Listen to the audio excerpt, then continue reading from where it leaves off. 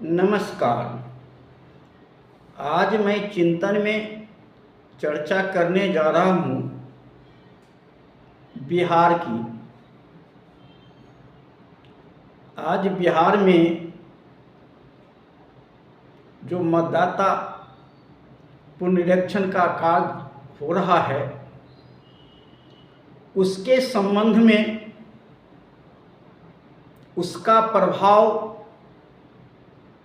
आने वाला विधानसभा पर क्या पड़ने जा रहा है, इसी पर मैं आप लोगों के बीच में चर्चा करना चाहूँगा। बिहार में चुनाव आयोग द्वारा जो गड़बड़ियाँ किया जा रहा है, क्या सुप्रीम कोर्ट इसको रोक पाएगा? शायद ऐसा दिखाई नहीं पड़ता है।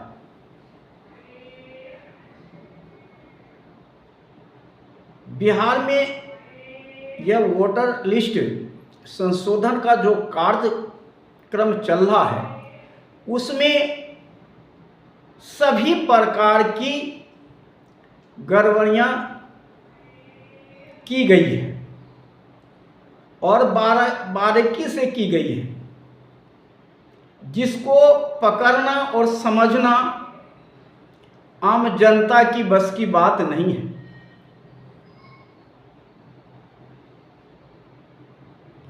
अब 65 लाख मतदाताओं को मतदाता सूची से बाहर कर दिया गया है। उस पर भी सुप्रीम कोर्ट अब कुछ नहीं करेगी, क्योंकि चुनाव आयोग ने कुछ पैतरा बदला है, कैंप लगा रहा है और वो कैंप के माध्यम से यह अनाउंस कर रहा है कि जहां गड़बड़ी आपको नजर आए उसको सुधार करा सकते हैं। तो फिर सुप्रीम कोर्ट का चुनाव आयोग ने हाथ यहां पर बंद कर दिया है। अब जो है आगे जो गड़बड़ी हो रही है, गड़बड़ी दिखाई पड़ रही है, उसमें चुनाव आयोग को ज़्यादा कोई भूमिका दिखाई नहीं पड़ता है। इतना गड़बड़ी को पकड़ पाना बहुत मुश्किल दिखाई पड़ता है। चुनाव आयोग ने एक ऐसा काम किया है जिससे विपक्षी दल भटक रहा है, इधर उधर हाथ पांव मार रहा है, जनता मतदाता भटक रही है। वह चुनाव आयोग ने क्या किया है? चुनाव आयोग ने एक लिस्ट जारी नहीं किया है।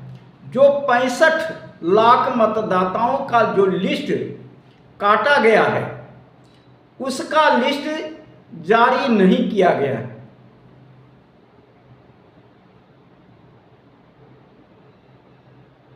अगर वह काटा हुआ मतदाताओं को लिस्ट जारी करती और उसमें यह मिलता कि किस कारण से मतदाताओं को मतदाता सूची से बाहर किया गया है, तो जनता कंप्लेन कर सकती थी और विपक्षी दल भी कंप्लेन कर सकती थी। लेकिन वह लिस्ट चुनाव आयोग ने जारी नहीं किया है, इसलिए वह जो गड़बड़ी है उसको पकड़ पाना बहुत मुश्किल दिखाई पड़ती है। और जब तक पता चलेगा चलेगा, तब तक समय निकल जाएगा। सुप्रीम कोर्ट के सामने विपक्षी दल कोई ठोस सबूत पेश नहीं कर पाएगा, जिसके कारण जो SIR है उसको कैंसिल किया जा सके, रिजेक्ट किया जा सके। ऐसा ठोस सबूत का उम्मीद कम किया जा रहा है। गड़बड़ी तो पूरी गड़बड़ी ही गड़बड़ी है, घोटाला ही घोटाला है। चुनाव आयोग से BLO तक सभी इसमें लिप्त हैं, लेकिन इसको पकड़ पाना मुश्किल दिखाई पड़ता है। तो आगे क्या होगा? तो आगे जो 10%, 8% मतदाता सूची से बाहर हो जाएगा। उसके बाद भी जो चुनाव आयोग जिस हिसाब से सफाई दे रहा है कि 65 लाख मतदाताओं का ही नाम काटा जा रहा है, यह धोखा है। अभी तक 4 लाख मतदाताओं से कोई सबूत नहीं मांगा गया है और 3 लाख मतदाताओं को सबूत पेश करना है।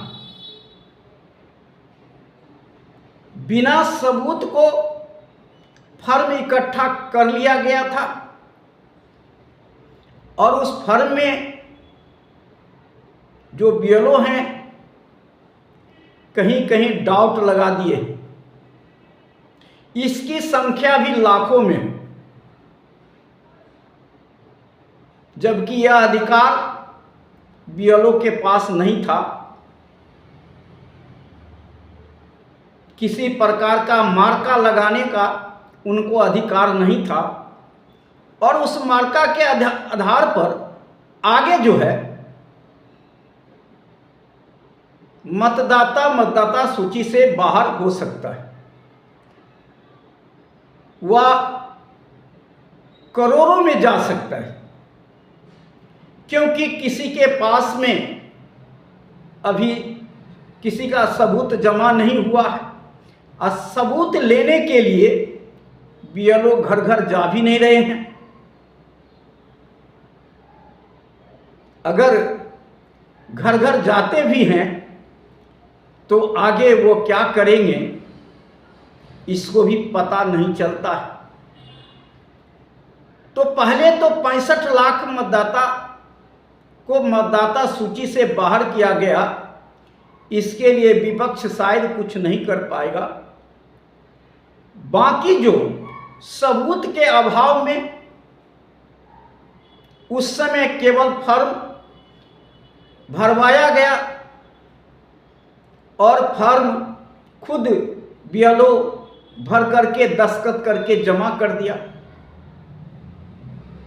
अब BLO क्या घर घर जाकर के इसको पता लगाएगा, इसमें भी संदेह दिखाई पड़ता है, जिसके कारण मतदाता सूची से बाहर हो सकता है। जो गरीब जनता है, मतदाता है, वो कहां तक भाग दौड़ करेगा, कहां तक कैंप के पीछे भागेगा? उसको पता ही नहीं है कि हमारा मतदाता सूची से नाम गायब हो चुका है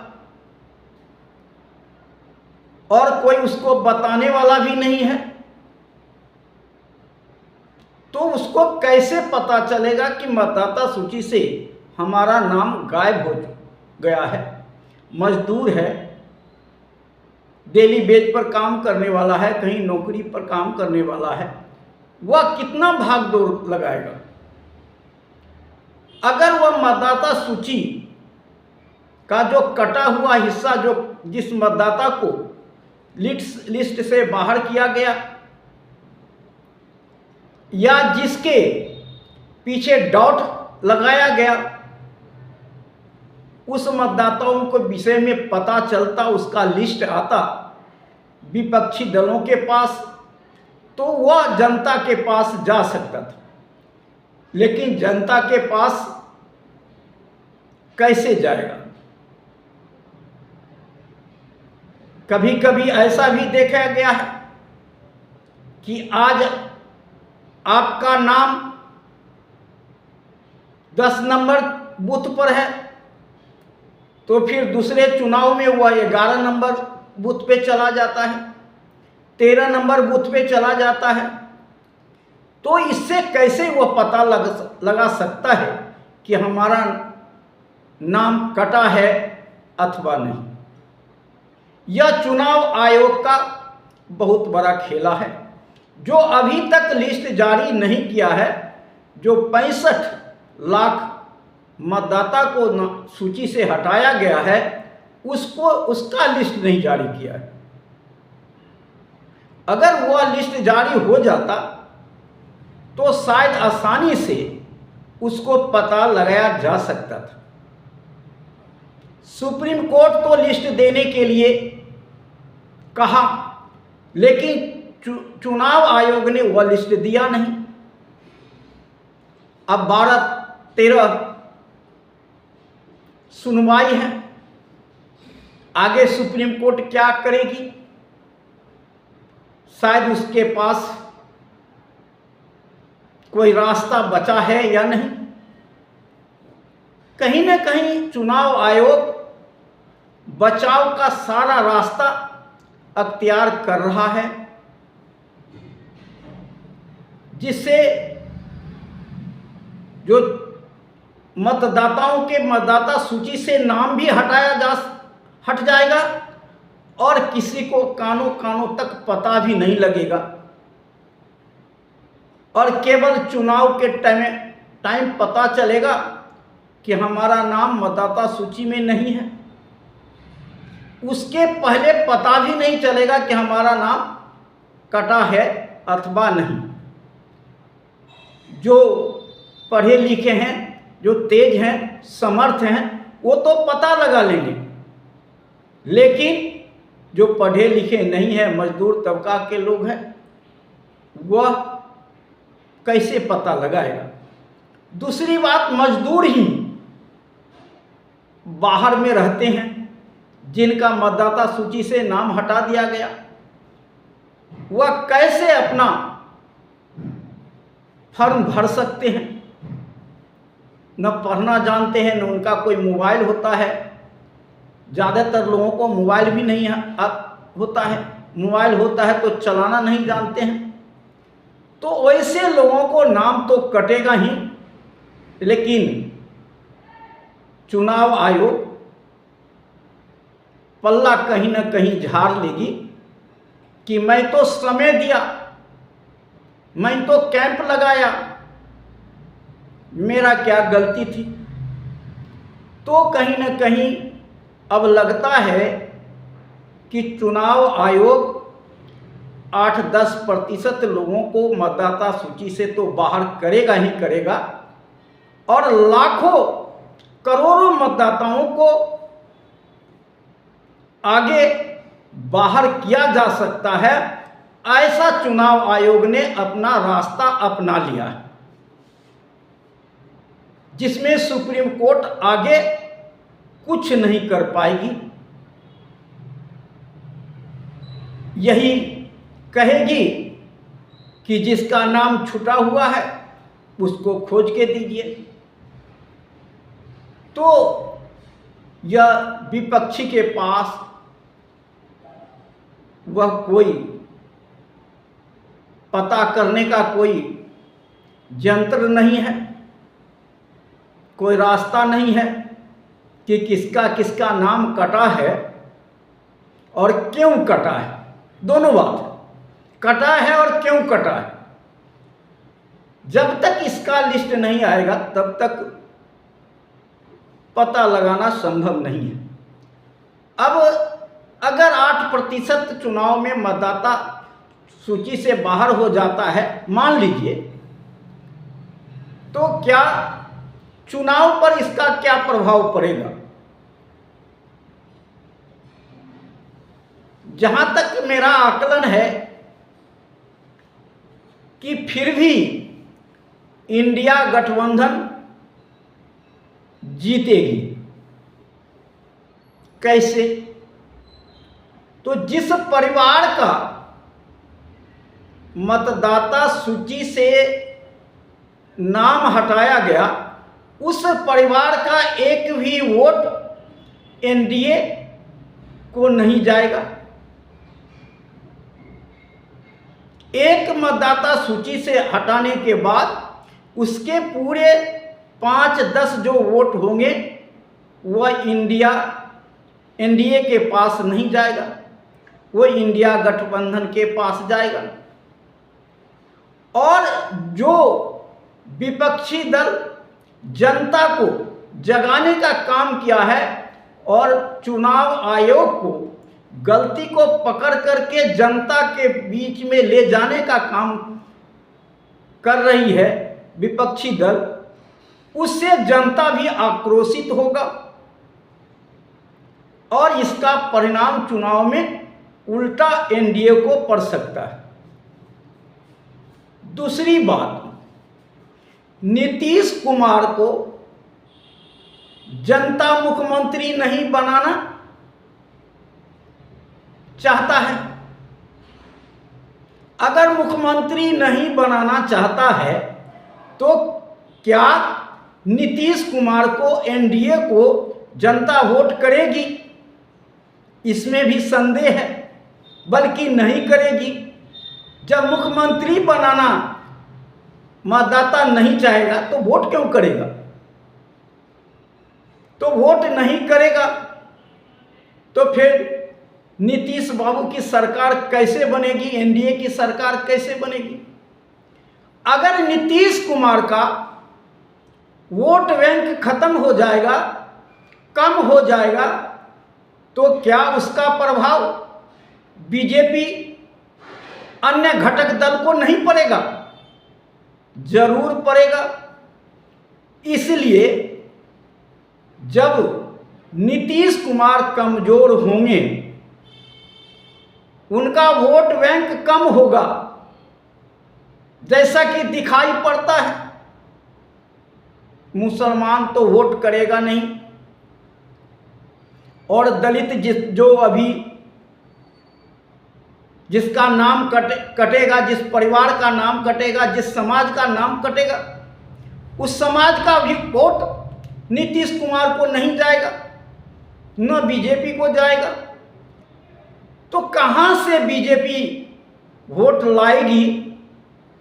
कहां से बीजेपी की सरकार बनेगी? या जो आकलन किया जा रहा है, गोदी मीडिया आकलन कर रही है कि एनडीए बढ़त बना लेगी, क्योंकि 8% वोट कहीं ना कहीं इंडिया गठबंधन को कम हो जाएगा और उसका फायदा एनडीए को मिल जाएगा। ऐसा उम्मीद नहीं किया जा सकता है। आप लोग भी चिंतन और मनन तर्क करने वाले हैं, तर्क कीजिए कि जब यह स्थिति होती है कि वोट कटता है और ज़्यादातर वोट इंडिया गठबंधन को कटेगा, लेकिन उसके बाद जो प्रभाव पड़ेगा, जो आक्रोश होगा, उस आक्रोश का बदला जनता किससे लेगी? नीतीश कुमार से, बीजेपी से लेगी। तो वो आक्रोश जब आएगी तो मतदाता मत भी एनडीए गठबंधन को नहीं करेगा और पुनः इंडिया गठबंधन को बिहार में सरकार बनेगी, ऐसा उम्मीद दिखाई पड़ता है। क्योंकि अब वह बिहार में प्रधानमंत्री के नाम से वोट नहीं मांगा जाएगा, नीतीश कुमार के नाम से वोट मांगा जाएगा, लेकिन नीतीश कुमार के नाम से इस समय वोट बनने वाला नहीं है, आने वाला नहीं है। इसलिए जो है नीतीश खुद डूबेंगे और बीजेपी और घटक दल को भी डुबाने की कोशिश करेंगे, ऐसा संकेत दिखाई पड़ता है। और बीजेपी कहीं न कहीं सोच रही थी कि यह सब हम चुपके चुपके कर लेंगे और एनडीए सरकार बन जाएगी, लेकिन चुनाव आयोग का यह कारनामा उल्टा बीजेपी के लिए पड़ सकता है, ऐसा कहीं न कहीं संकेत बिहार में दिखाई पड़ता है। बिहार का जनता जितना भोली भाली है उतना तेज भी है, चालाक भी है, वह बदला लेना भी जानती है। इसलिए आगे देखते रहिए क्या होता है, लेकिन यह हमारा आकलन था। आप इस पर चिंतन मनन करेंगे और क्या होता है उस पर तर्क वितर्क आपस में करेंगे। जय हिंद, जय भारत, नमो बुद्धाय।